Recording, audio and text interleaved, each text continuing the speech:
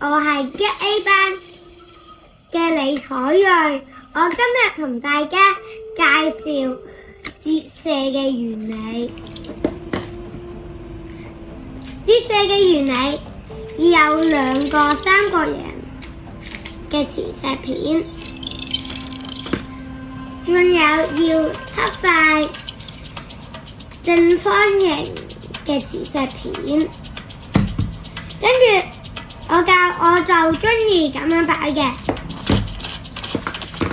最深色嗰啲擺下面，代表紅色定綠色嗰啲，定藍色定紫色。跟住我就中意橙色擺呢個位，見唔見到？跟住呢個黃色擺度，見唔見到啊？跟住用呢兩個綠色擺度，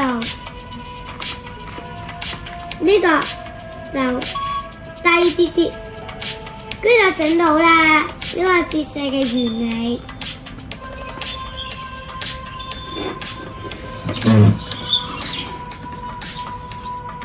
跟住我揀呢個咧，跟住就呢個要低啲啲。大家見唔見到啊？呢有個折射嘅原理啦。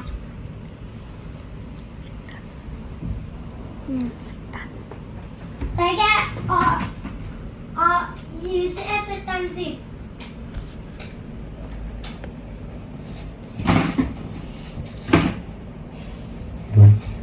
呢個係咪好靚啊？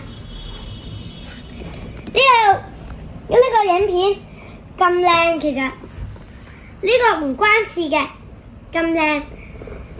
呢個係一個影片嚟嘅，喺 YouTube 度 search 到噶啦。係咪好靚啊？呢個就係折射嘅原理。點解佢照得咁好嘅呢？我覺得因為係呢度淺色，跟住佢個折射嘅原理好啲，跟住佢就會折射得好啲啦。跟住佢個圖就好啲。呢個就係折射嘅原理啦。大家望下個折射嘅原理好靚喎，但係記住我哋要低過呢個三角形嘅折射嘅原理嘅時候。